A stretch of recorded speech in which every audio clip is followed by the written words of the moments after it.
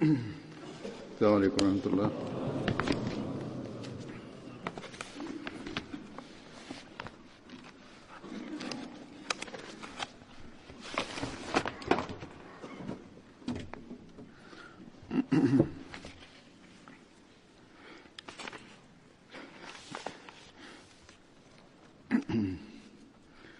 أشهد أن لا إله إلا الله وحده لا شريك له وأشهد أن محمدا عبده ورسوله أما بعد فأعوذ بالله من الشيطان الرجيم بسم الله الرحمن الرحيم الحمد لله رب العالمين الرحمن الرحيم مالك يوم الدين إياك نعبد وإياك نستعين اهدنا الصراط المستقيم صراط الذين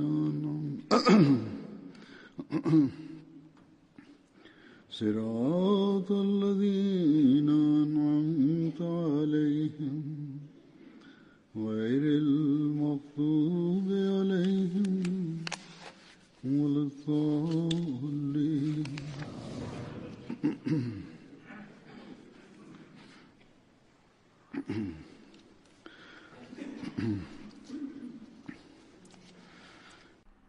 Ditët e fundit, Allahu I Madhërisëm më dha mundësi të merrja pjesë në Gjelsa Salanën e Gjermanisë dhe atë të Belgjikës, dhe siç keni parë edhe ju përmes kanalit MTA edhe ju edhe Ahmedianët në të gjithë botën, të dyja gjelçat me bekimin e Zotit Madhërisëm ishin shumë të bekuara. Në Gjermani xhamati është I madh dhe prej vitesh Hazret Kalifi I katërt rahimahullahu taala merrte pjesë rregullisht në Gjelsa Salanën e Gjermanisë, pastaj edhe unë marr pjesë në të, dhe për këtë arsye xhamati I Gjermanisë tashmë për nga organizimi I Gjelsës është I kompletuar. Mysafirët edhe atje vinë plot, sidomos nga vendet e Evropës lindore dhe gjithashtu edhe nga vendet e tjera marrin pjesë në Gjelsën e Gjermanisë, dhe si vjet pati mysafir edhe nga vendet e Afrikës. Dhe si gjithmonë me bekimin e Allahut të Madhërisëm, çdo gjelsa për mysafirët që vinë nga jashtë sjell ndikim shumë pozitiv te ta. Dhe në gjelsat tona ata marrin përshtypje jashtëzakonisht pozitive dhe pastaj edhe shprehin. Kështu që edhe në Gjermani, edhe në Belgjik, njerëzit që morën pjesë atje treguan që treguan përshtypje jashtëzakonisht pozitive për xhamatin, për organizimin e gjelsës dhe për atmosferën në përgjithësi të saj. Dhe thanë që ne tani kemi kuptuar, pasi kemi ardhur këtu, se çfarë është xhamati musliman Ahmedia, cilat janë mësimet e vërteta të Islamit. Dhe ata që nuk ishin musliman thanë që nga media kemi pasur një përshtypje të gabuar rreth Islamit, dhe një përshtypje që ishte jashtëzakonisht e frikshme. Ne këtu kemi kuptuar që cilat janë mësimet e vërteta të Islamit dhe cili është roli i muslimanit të vërtet, dhe këto janë krejtësisht të kundërta nga ajo që kishim dëgjuar. Këta njerëz duke marrë pjesë në xhelsa vëzhgojnë çdo vullnetar, çdo oficer, çdo ahmedian me vëmendje se çfarë veprash kanë ata. Edhe sikur mësimet të jenë të pastra, të mira, shikojnë që mos vallë praktikuesit nuk japin shembullin e duhur, atëherë mësimi nuk sjell ndikim në një ndikim pozitiv. Prandaj në këtë aspekt të gjithë vullnetarët e xhelsës, kam thënë edhe më herët, edhe pjesëmarrësit ahmedian bëjnë një tabligh të heshtur, një thirrje ndava të heshtur. Jo muslimanët përshtypjen që kanë ndaj Islamit, një përshtypje të gabuar, këta vullnetar arrin t'ua largojnë përshtypjet e gabuara dhe kequdhëheqje nga kequdhëheqja e të ashtu quajturve të dietarëve të sotëm. Këta njerëz janë kanë keqkuptime ndaj Islamit, këto keqkuptime arrin t'ua largojnë këto xhelsat. Dhe kurse muslimanët që vinë me informacione të gabuara që ahmedianët nauzubillah nuk janë musliman, nuk e pranojnë profetin si profet të fundit, nuk besojnë që ai është khatamun nabiyyin dhe plot akuzat të tjera, madje kanë Kur'anin ndryshe, kanë namazin ndryshe, kur vinë këtu e shikojnë atmosferën e xhelsës, të gjitha akuzat e tyre bien poshtë. Dhe pastaj edhe tregojnë për shtypjen e tyre. Muslimanët, arabët, muslimanët që kishin ardhur nga India, Pakistani dhe nga vende tjera kanë treguar për shtypjet e tyre. Gjithashtu këta njerëz shikojnë natyrën, karakterin e vullnetarëve dhe një zëri tregojnë për shtypjen e tyre. Edhe në xhelsën e Belgjikës me bekimin e Zotit, këto të gjitha gjëra janë shfaqur dhe ishte një xhelsa shumë e bekuar, pavarësisht se xhamati aty është i vogël dhe pavarësisht se aty numri i antarëve të xhamatit ishte më i vogël se sa pjesëmarrja që kjo xhelsa pati nga jashtë. Dhe këtë jo kam treguar edhe në fjalimin tim të fundit atje. Ata në mënyrë shumë të shkëlqyer e organizuan xhelsën. Unë mora pjesë pas 14 vitesh në xhelsën e Belgjikës dhe për këtë arsye ata kishin shqetësime se si do të arrinin, por me bekimin e Zotit ata e organizuan në mënyrë të shkëlqyer. Edhe atje jo muslimanët që ishin, edhe pse ishin pak, por ata treguan, pra i lëvduan në përgjithësi gjitha organizimet e xhelsës. Dhe mbështetën përpjekjet e xhamatit për vendosjen e paqes, për përhapjen e mësimeve të bukura të Islamit në vend. Prandaj, kudo që është xhamati jon, me bekimin e Zotit,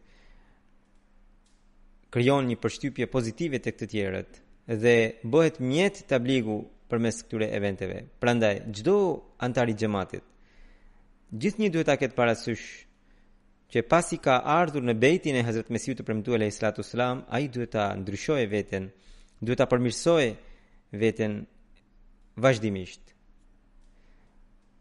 Çdo ijtema dhe xhelsa jon që zhvillohet në një vend të caktuar sjell një ndikim të jashtëzakonshëm tek njerëzit e atij vendi. Nga sot do të fillojë ijtemaja e Khudamul Ahmadiyya të Anglisë, pra të rinjve të xhamatit të Anglisë, dhe prandaj dua të tërheq vëmendjen edhe Khudamve këtu që ta përmirësojnë gjendjen e tyre, të kenë një karakter kaq pozitiv sa që të arrijnë të krijojnë një përshtypje pozitive duke u referuar fesë islame. Allahu i madhrishëm e bekoft ijtiman e tyre dhe shqetësimin që ata e kanë për shkak të motit. Allahu i madhrishëm e largoft, e përmirësoft kohën dhe e gjithë ijtimaja traditore të përfundojë me sukses. Tani vullnetarët e të dyja xhelsave dua t'i falenderoj, edhe vullnetarët e xhelsës së Gjermanisë edhe të xhelsës së Belgjikës. Ata arritën të shërbenin sipas mundësive dhe kapaciteteve të tyre ndaj mysafirëve. Gjithashtu, gjithë pjesëmarrësit, pra ahmedianët, edhe ata duhet ta falenderojnë vullnetarët.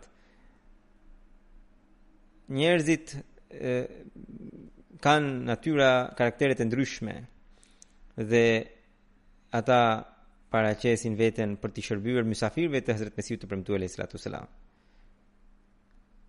Në Belgjik vullnetarët ishin shumë pak, por prapse prap, siç ju thash, ata e organizuan në mënyrë të shkëlqyer xhelsën e tyre. Për këtë arsye, edhe vullnetarët duhet ta falenderojnë Zotin e Madhrishëm, që Allahu i Madhrishëm u dha mundësi që të shërbenin në këtë mënyrë dhe ta përgatisin veten për të ardhmen, që dobësitë dhe gabimet e vogla që kanë mbetur në të ardhmen të mos përsëriten, sidomos organizatorët, oficerët e xhelsës duhet të studiojnë organizimet e tyre dhe të gjitha dobësitë t'i shkruajnë në librin e kuq, në mënyrë që vitin e ardhshëm të mos përsëriten këto gjëra. Në lidhje me xhelsën e Gjermanisë, më përpara vinte një ankesë për vullnetarët që ata nuk kanë buzëqeshje në fytyrë, por si vjet në përgjithësi kjo nuk ka qenë një ankesë e tillë. Kanë një përshtypje shumë pozitive në të ardhmen, ata le ta përmirësojnë edhe më shumë. Një gabim që ka ndodhur që dua t'i tërheq vëmendjen ishte në sallën e burrave, gjatë një sesioni u recitua një ilahi për shtëpia ime. Mënyra e saj ishte gabuar, nuk është sipas traditës së xhamatit. Në podiumin e xhelsës së Lanës ne duhet të kemi parasysh traditat e xhamatit dhe nuk duhet të sjellim tradita të reja që janë në kundërshtim me traditat tona, sidomos në xhelsën së Lanat. Në xhelsën së Lanat gjithnjë të kondohen, të recitohen vetëm ilahit e Hazrat Mesiut të premtuar alayhi salatu wasalam dhe të kalifëve të tij, dhe jo të dikujt tjetër. Duhet të keni, unë i kisha thënë edhe oficerit të xhelsës së Lanës aty, edhe xhamatet e tjera ta kenë parasysh këtë gjë. Pas kësaj do t'i tregoj përshtypjet e disa mysafirëve që tregojnë se bekimet e xhelsës së Lanës nuk janë vetëm për ne ahmedianët, por janë edhe për të tjerët. Nga Bosnia mori pjesë imami i një xhamie jo ahmediane.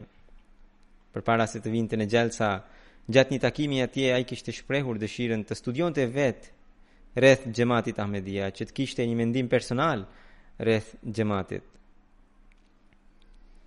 Imami në fjalë ishte shumë i ndjehapur. Për këtë arsye, xhamati vendas i bëri ftesë të merrte pjesë në xhelsën e Lanës e Gjermanisë. Ai thotë se pasi qëndroi mes ahmedianëve, arriti në përfundim se sot jeni ju që po përhapni mësimet e vërteta të Islamit në mënyrë të denjë. Ai ndoqi të gjitha programet e xhelsës me vëmendje. Pas xhelsës, delegacioni i Bosnjës vizitoi edhe Xhamian, pra fakultetin e teologjisë të xhamatit të Gjermanisë. E pasi e vizitoi fakultetin, imami në fjalë tha se kam parë imamin e xhamatit Ahmedia se si u jepte medalje studentëve dhe studenteve që shkëlqyen në shkollat laike, dhe nga kjo kuptova që xhamati i nxit shumë antarët e vet të përparojnë në shkencat e kësaj bote. Por tani që e shoh fakultetin e teologjisë dhe standardin e tij të lartë, kuptoj që kalifati juaj në mënyrë shumë të organizuar përpiqet të përhap mësimet e fesë edhe përmes shkollave. Keni, tha, një ekuilibër të shkëlqyer që fatkeqësisht muslimanët e tjerë sot e kanë humbur. Më pas, ai më takoi mua dhe më tha se donte të lexonte librat Berahine Ahmedia dhe Tadhkira.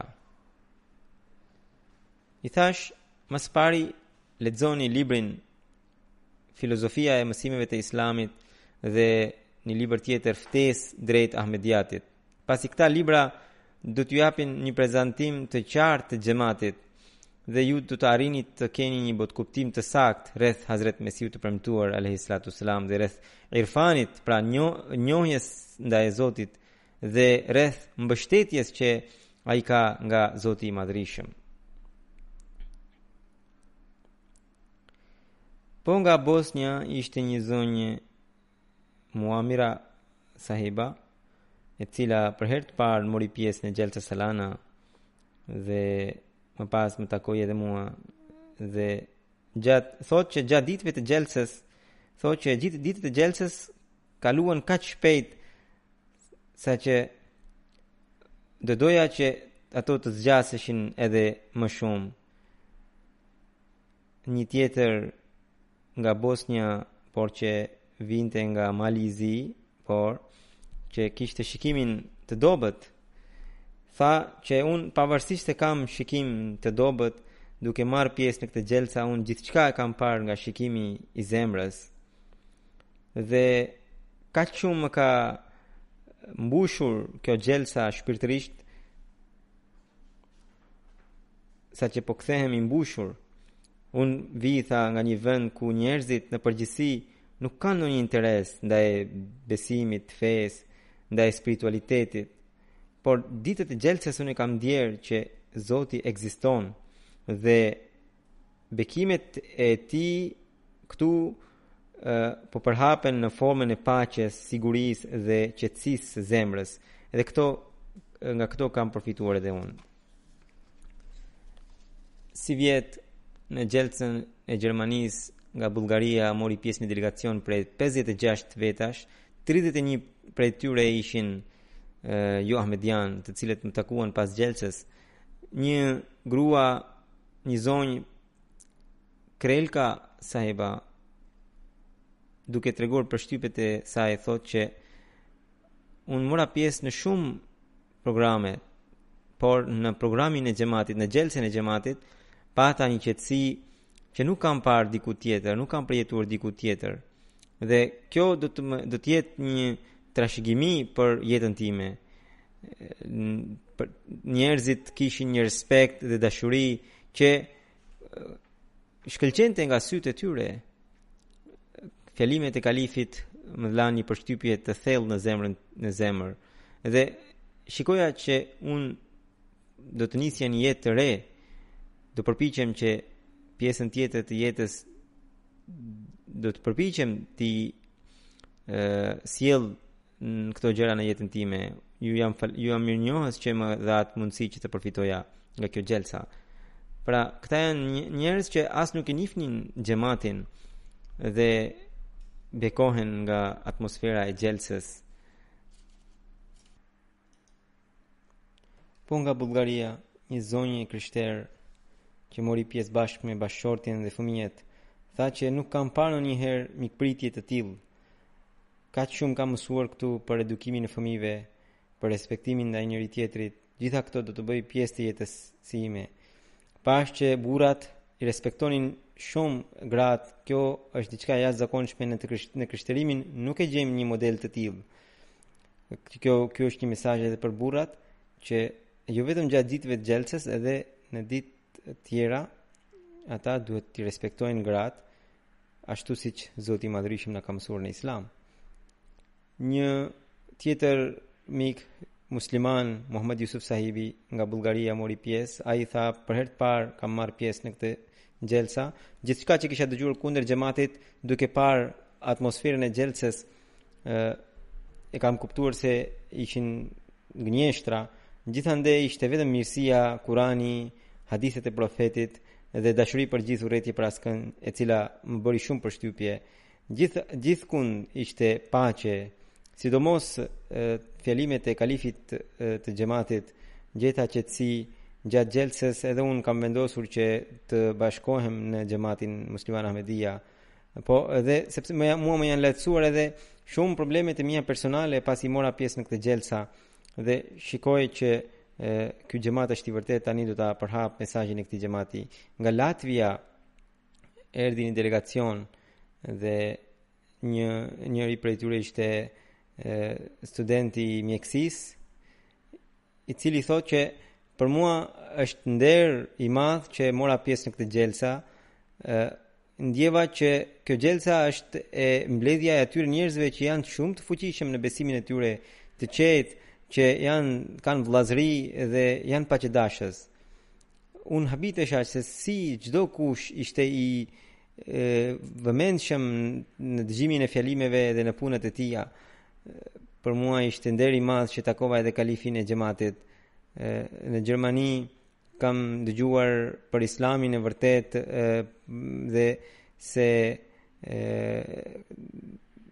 mësova se si gjermanët kanë frikë nga Islami dhe si ky xhamat po e largon atë frikë, duke treguar mësimet e vërteta të Islamit, duke përhapur vëllazëri dhe paqe në emër të Islamit. Po nga Latvia kishte ardhur një jo ahmedian, pra musliman jo ahmedian, por pakistanez, i cili po vazhdon atje studimet e masterit. Ai thotë që vetëm muajin e kaluar kam ardhur nga Pakistani në Latvia për studimet dhe më bën ftesë për të ardhur në këtë xhelsa dhe me shumë ngurim e kam pranuar. Edhe kur kam ardhur këtu jam habitur. Këtu gjeta shumë njerëz, organizatorët ishin të jashtëzakonshëm, në mënyrë të shkëlqyer po e organizonin gjithë xhelsën. Në xhelsa ishin njerëz nga vendet e ndryshme dhe të gjithëve po u tregohej mësimi i vërtet i Islamit. Edhe ata gjithë merrnin një përshtypje pozitive rreth Islamit. Nuk kam parë ndonjëherë në jetën time kaq shumë dashuri dhe paqe në emër të Islamit. Edhe gëzohesha që gjithë këta që ishin jo musliman do të kishin ndikim pozitiv për Islamin. Unë nuk jam ahmedian, thot, por në zemrën time kam pasur shumë përshtypje të gabuara, rezerva ndaj këtij xhamati, siç kanë edhe të tjerët, sidomos në Pakistan. Dhe sidomos këtu kur kam ardhur këtu, kam gjetur të njëjtin Islam, kam falur namazin me ju, kam gjetur Kuranin, gjithë këtë bëjmë edhe ne. Kurani, ky është Kurani jon, këto janë fjalët e hadithit të profetit sallallahu alaihi wasallam, edhe khatmi nabuwatin. Un tani jam jam i detyruar të mendoj edhe një herë se cili është kuptimi i vërtetë i kësaj. Ajo që më bëri më shumë të dobi pjesëmarrja në xhelsa është që un e kam parë me sy xhamatin Ahmedia dhe e kam dëgjuar me veshët e mia.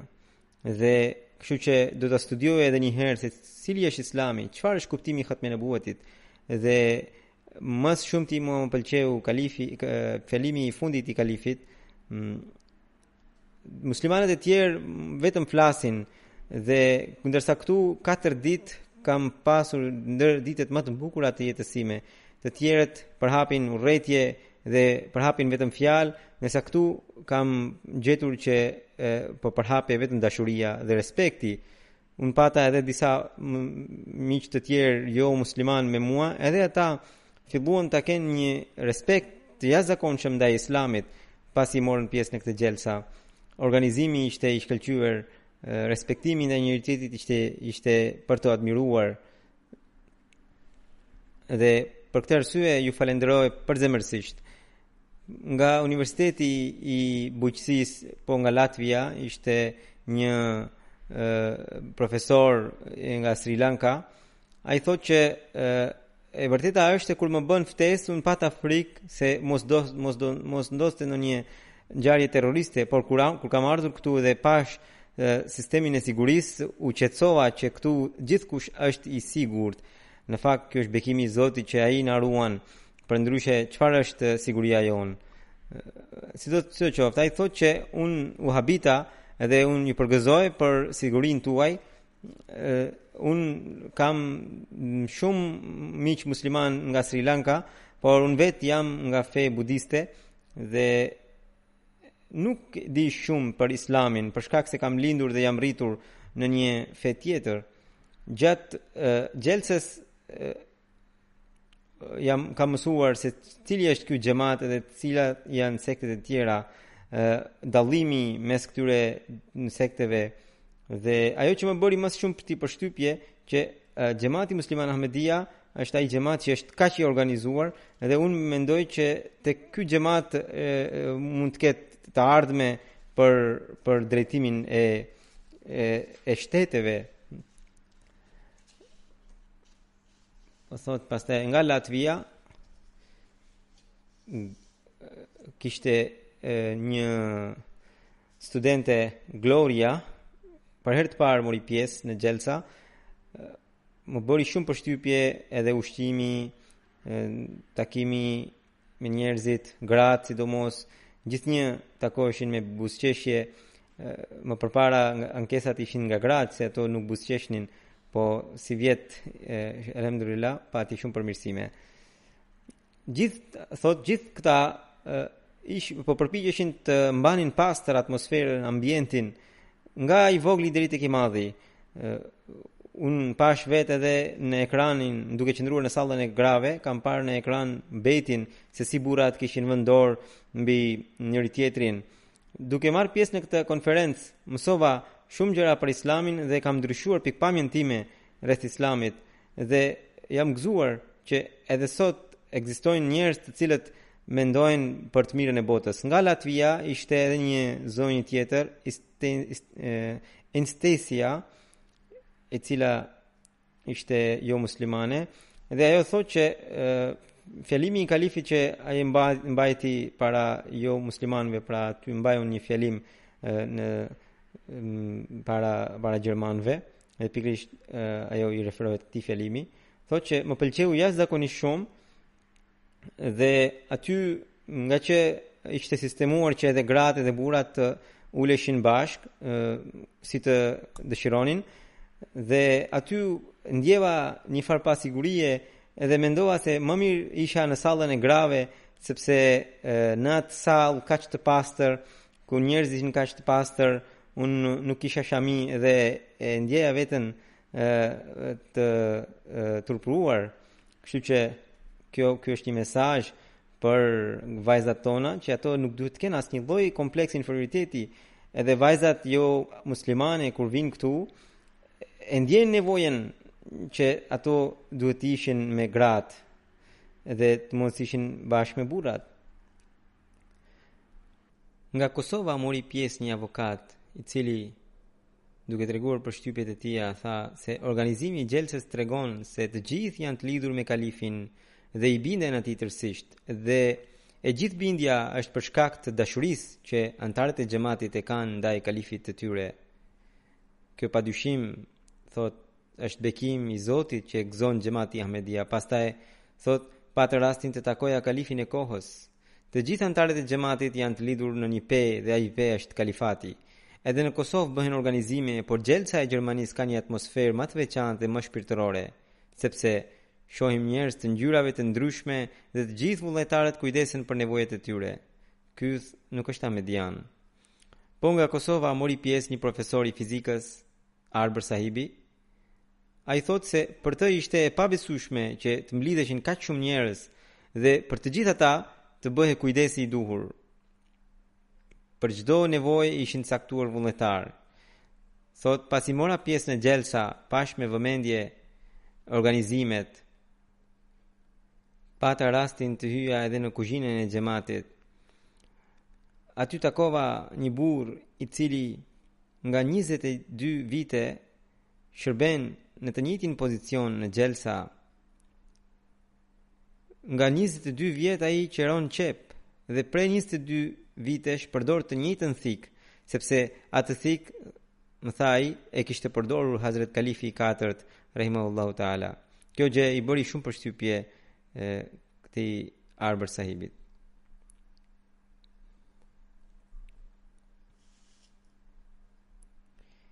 Nga Georgia ishin 38 veta që morën pjesë në xhelsa, 2 ishin priftërin, 2 mifti, njëri ishte i shiitëve, tjetri i sunitëve dhe disa jo ahmedian.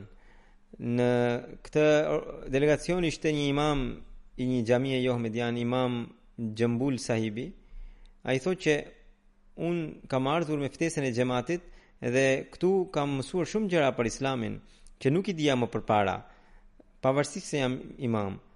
Dhe pastaj në lidhje me mua thotë që më pëlqeu qëndrimi i tij, sepse ai tha që është detyra jonë që ne t'i shërbejmë njerëzve.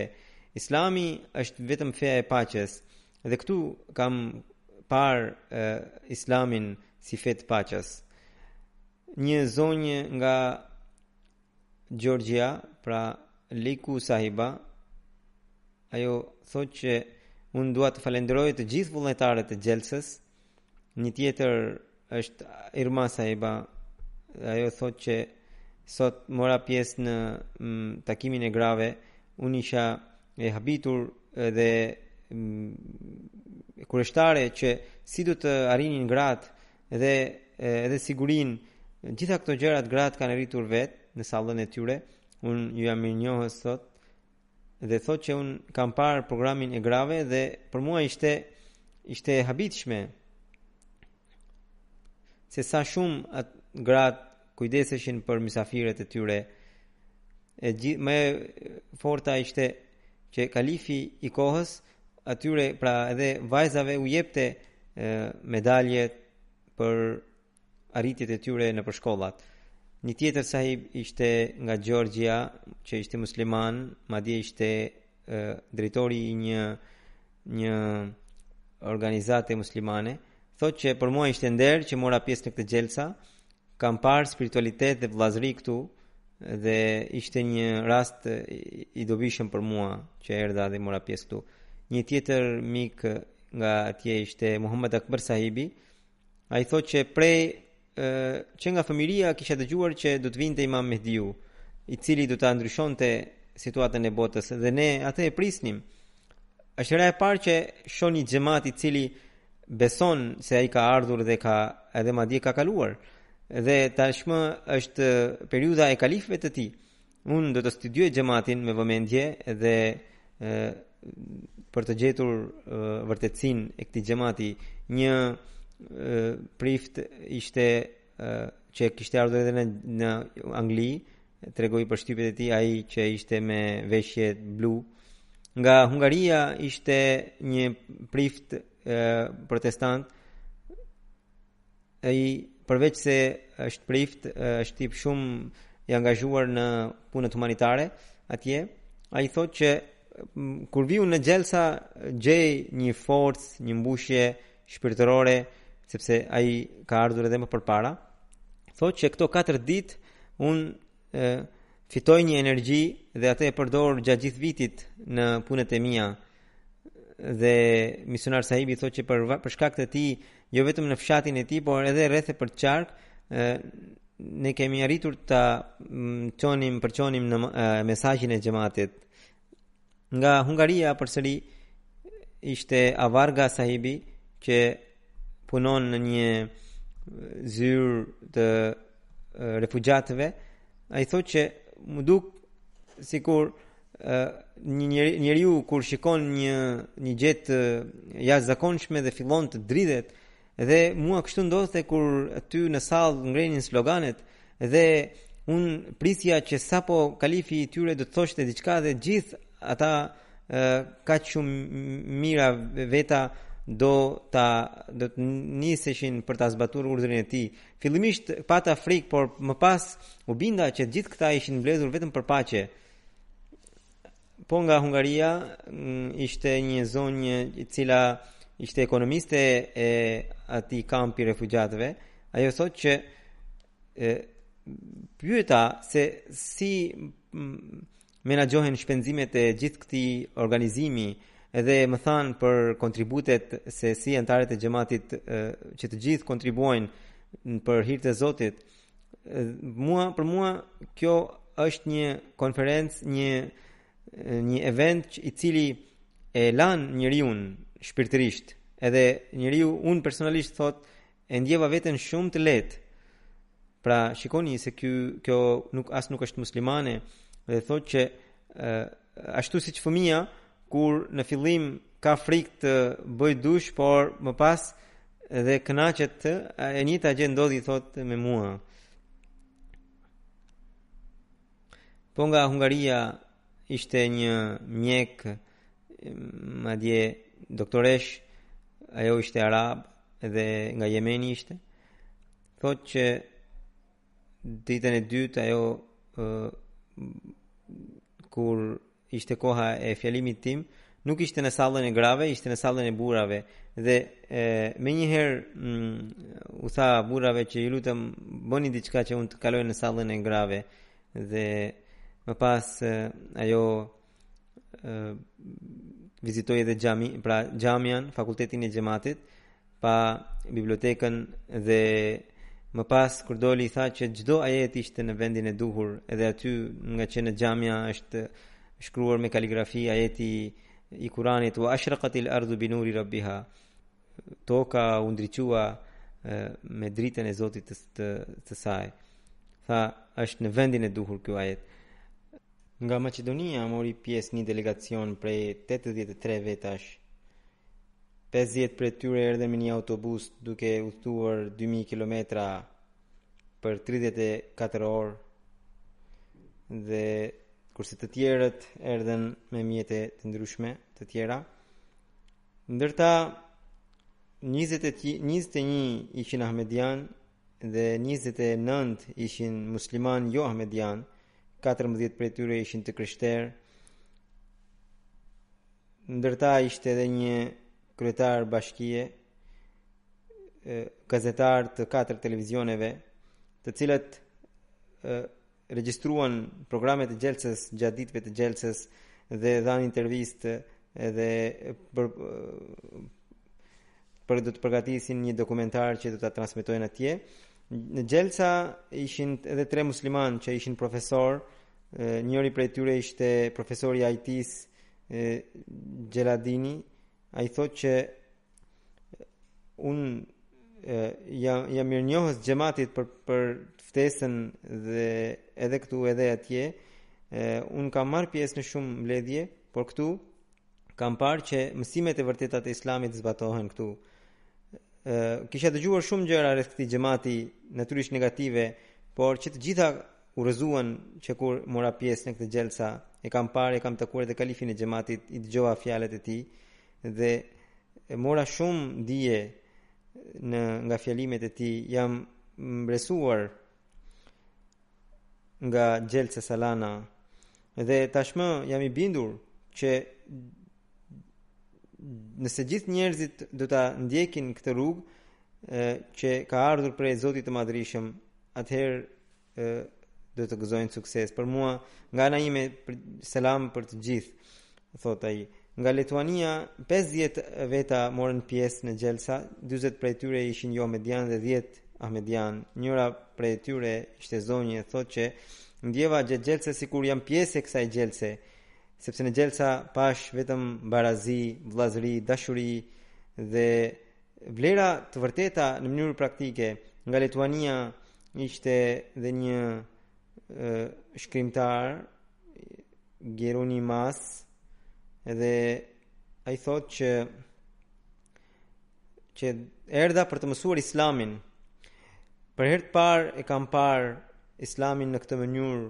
Kalifi i dha një mësim për njëshmërinë e Zotit, për unitetin e Zotit, më bëri shumë përshtypje, sepse ai tha që nuk është mjaftueshme vetëm ta adhurojmë Zotin, por duhet të bëjmë përpjekje që ta fitojmë pëlqimin e Tij.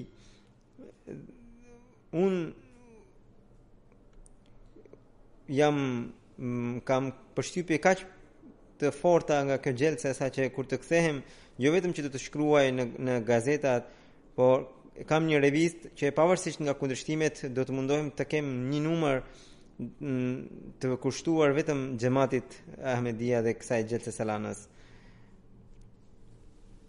Nga Tajikistani një jo Ahmedian, Rahim Sahibi, që ishte edhe politikan, ai thotë që për herë të parë mora pjesë në gjelsa dhe e pash nga afër xhamatin musliman Ahmedia. Gjithë vullnetarët ishin shembulltyr e mësimeve të Islamit. Si natë e ditë shërbenin, unë e takova edhe kalifin e xhamatit dhe kisha shumë pyetje që i bëra dhe ai më dha përgjigjet e duhura rreth atyre pyetjeve. Dhe thotë që duke qëndruar pranë këtij xhamati, ndjej që pikërisht kjo është nevoja e muslimanëve sot. Ai pra thot për mua që më dha përgjigjen e duhur se si mund të përmbushen nevojat e muslimanëve. Unë jam i bindur që ky xhamat është shumë serioz dhe unë do të mundohem të studioj më shumë rreth këtij xhamati. Nga Tajikistani ishte një profesor i një universiteti në zonjë. Ajo thotë që u gëzova shumë që mora pjesë në këtë gjelsa. Për herë të parë pash një shembull të tillë kaq të lartë të mikpritjes. Xhamati musliman Ahmedia këtu ka liri dhe fjalimi i kalifit në sallën e gjelsës mban zgjidhjet e problemeve të grave që kanë sot në këtë shoqëri, thotë që asikur ne të zbatojmë këto porosi. Dhe më pas ajo thotë që kalifit i kam bërë disa pyetje dhe ai më dha përgjigje të kënaqshme, edhe pse nuk ishin në lidhje me fen, por ishin në lidhje me median. Unë kisha përshtypje se ai ishte vetëm një njeri i cili do të fliste për fen, por jam habitur nga njohuritë e tij të gjëra rreth medias, rreth fushave të ndryshme të shkencës. Ai me të drejtë tha se media po luan një rol të rëndësishëm ose mund të luante një rol të rëndësishëm për të ndërtuar paqe në botë, gjë që nuk e bën aktualisht. Nga Senegali ishte një kryetar i bashkisë i një qyteti të rëndësishëm. Ai përfaqëson edhe kalifin e tyre, sepse edhe ata kanë një kalif. Ai thotë që kur mora pjesë në gjelsa dhe pash bejtin, unë u habita, mua më shkuan lot nga sytë dhe nuk e kam parë një pamje të tillë kur në botë. Thotë që edhe ne kemi një kalif, mirë po ne nuk e respektojmë në këtë mënyrë siç ju e respektoni. Duke parë ju e kuptoj që si sahabët flijoheshin ndaj profetit Muhammed sallallahu alaihi wasallam, sepse pikërisht na duhet kjo dashuri për t'i ju bindur udhëheqësit ton. Ndërsa ne, thot ai, kur vjen kalifi ynë, ne jemi shumë pak veta dhe nuk arrim të heshtim përpara fjalës së tij, kurse këtu kam parë që 40.000 veta, kur vjen kalifi i tyre, gjithë heshtin, edhe atë dëgjojnë me vëmendje. Unë nuk kam parë një përkushtim apo dashuri të tillë ndaj ndonjë lideri tjetër të botës. Në gjelsa ishte bërë edhe bejti, aty ishin 42 njerëz, të cilët ishin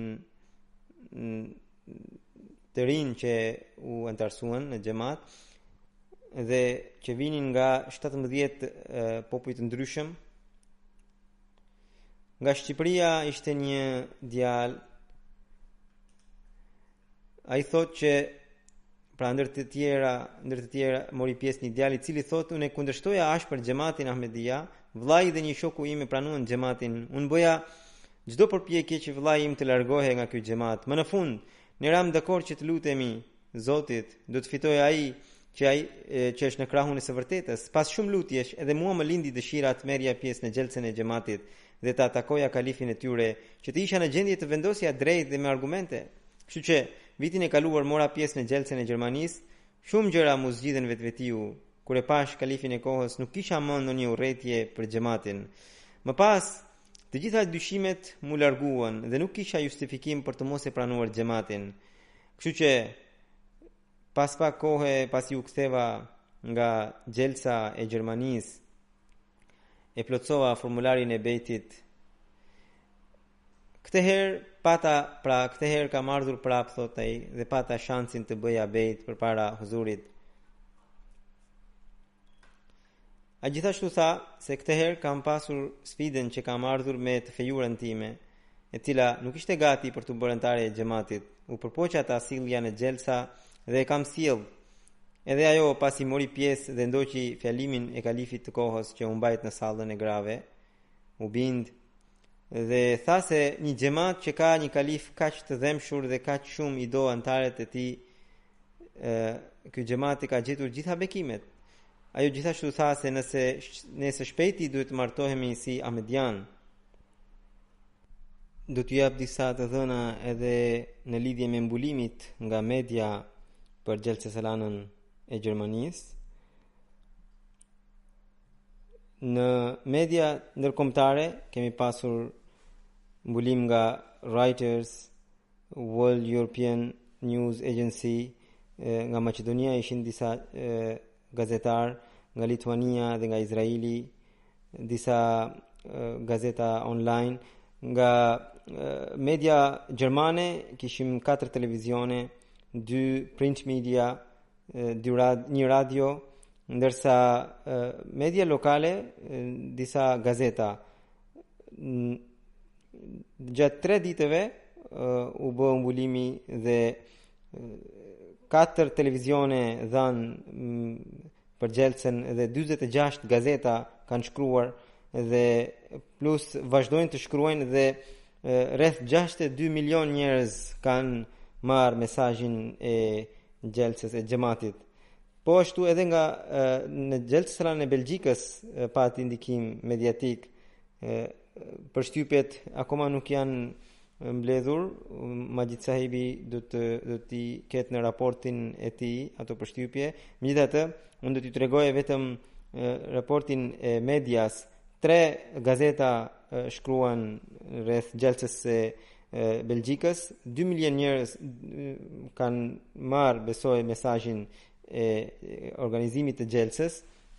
Në Belgjik xhelsa po zhvillohet në një qytet e cila tashmë nuk është më e vogël sepse është bërë gati një qytet dhe aty xhamati merrte telefonata të shumta që ne nuk dinim që kanë mbledhur 4000 musliman në qytet edhe ne nuk jemi në dijeni dhe ata kujtuan se do të ndodhte në një ngjarje pa zakon, por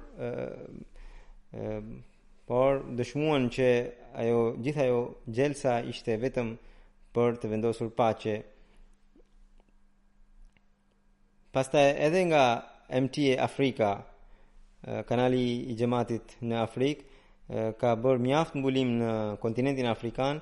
Gjithashtu edhe Review of Legends ka filluar një live stream të cilin e kanë ndjekur 1.9 milion njerëz. Ka plot përshtypje që njerëzit kanë dhënë dhe duke parë gazetat dhe televizionet të ndryshme, Allahu bëft që këto ndikime të jenë afatgjata edhe bëft xhamatin të përhap mësimet e vërteta të islamit në mbar botën. Pas namazit do të udhëheq disa gjenazje gaib. Gjenazja e parë është Sayyid Hasanat Ahmed Sahibit të Kanadas, i cili ndroi jetë 27 gusht në moshën 92 vjeçare. Inna lillahi wa inna ilaihi raji'un. Ai ishte djali i sahabit të Hazrat Mesihut Premtuar sallallahu alaihi wasallam, Hazrat Dr. Sayyid Shafi Ahmed Sahibit, i cili ishte nga Delhi dhe emma e tij ishte Quraisha Tahir Ahmed Sahiba. Ishte një njeri që donte shumë xhamatin, kishte bërë dhe vësiat pra testamentin. Ishte ndër të para që mërgoj në Kanada dhe më pas pati mjaft ndikim në mediat kanadeze, paraqiti xhamatin në Pakistan, ngriti zërin kundër përsekutimeve që bëheshin ndaj ahmedianëve. Ai në Kanada u bë edhe drejtori i organizatës të drejtave të njeriut, pra një organizatë në Kanada. Në 1982 ai filloi të jepte programet e xhamatit vullnetarisht në një televizion kanadez, dhe për herë të parë në historinë e xhamatit në vitin në 12 dhjetor në vitin 1982 janë paraqitur fotografitë e Mesihut Premtues sallallahu alajhi wasallam dhe të kalifëve në Kanada, pra në televizionin kanadeze. Në 85-86 ai ka qenë dhe kryeredaktori i gazetës xhamatit Ahmedia Gazette Canada. Shteti kanadez i ka dhënë mjaft honorare dhe ai në emër të tij ka botuar edhe një pull postare. Organizata të ndryshme kanë dhënë pra siç ju thash honorare të ndryshme atij. Ai 3 herë ka qenë edhe sekretari i punëve të jashtme në xhamatin e Kanadas. Shkroi mjaft libra dhe ishte një njeri i guximshëm dhe punoi shumë rreth xhamatit. Edhe ai shkroi dhe përmbledhje të disa librave të Hazrat Mesihut Premtues sallallahu alajhi wasallam dhe përhapjet. Ishte një përpjekje mjaft shkencore. Allahu ja ngrit nivelet në xhenet. Gjenazja e dytë është e zonjës Mubaraka Shaukat Sahibës, e cila ishte gruaja e Hafiz Qudratullah Sahibit, që ishte misionar në Holland dhe në Indonezi. Ajo ndroi jetë në 8 shtator në moshën 94 vjeçare. Inna lillahi wa inna ilaihi raji'un. Ishte e bija e babu Abdul Latif Sahibit. Ajo u martua në vitin 40 me Hafiz Qudratullah Sahibin, i cili, siç ju thash, ishte i dedikuar dhe misionar, dhe jetoi 53 vjet me të, dhe ndërsa 20 vite jetoi në atë kohë në një mënyrë që ajo nuk pati, nuk ka jetuar bashkë me të për shkak se misionari jetonte në një shtet tjetër. Këto janë qenë gratë e misionarëve të vjetër, kanë dhënë sakrifica të mëdha, kanë mbajtur fëmijët larg misionarëve për shkak të kushteve, se ishte një grua shumë që adhuronte shumë, lutej shumë dhe falte rregullisht namazin e tahajjudit, u mësonte fëmijëve Kur'anin famlar.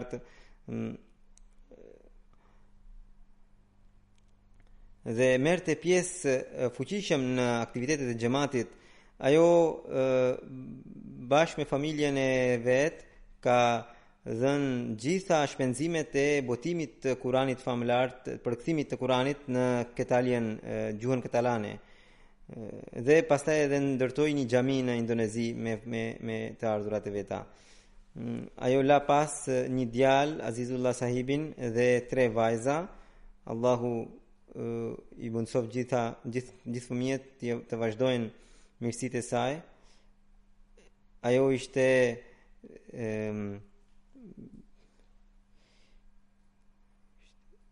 gruaja e dajës Ataul Mujib Rashid Sahibit. Gjenazja e tretë është e Chaudhry Khalid Saifullah Sahibit, i cili ishte zëvendës amiri i xhamatit të Australisë, që ndroi jetë më 16 shtator në moshën 87 vjeçare. Inna lillahi wa inna ilaihi raji'un. Ai vinte nga një familje që ishte sahab, pra gjyshi i tij ishte një sahab i hershëm i Mesihut Premtues sallallahu alajhi wasallam, që bëri bejt në rininë e tij në vitin 1890, dhe ai pati shansin që ati i ka bërë tabligh vetë Mesihut Premtues sallallahu alajhi wasallam. ndodhi që pra kjo ngjau që ai ishte udhëtar dhe po kalonte nga Kadiani, ishte koha e namazit ikindis dhe u fut në xhamin Aksa të Kadianit dhe aty pa Mesiun e premtuar sallallahu alaihi wasallam i cili i tha selamu aleikum dhe ai pas bashkë me shokët e tij filloi namazin dhe Mesiu premtuar sallallahu alaihi wasallam aty priti gjersa këta burrat mbaronin namazin dhe pasi mbaruan namazin Mesiu premtuar sallallahu alaihi wasallam i tha a ju ka ardhur mesazhi im në qytetin apo në fshatin tuaj? Ata thanë se jo nuk dim.